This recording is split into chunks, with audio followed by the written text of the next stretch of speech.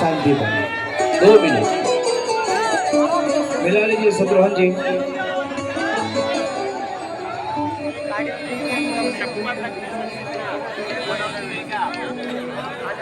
लगा दी राजन भाई की टीम लागल बा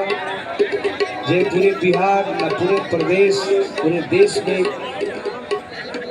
ये टीम के चर्चा होला। 2-3 गो टीमें बा भोजपुरी में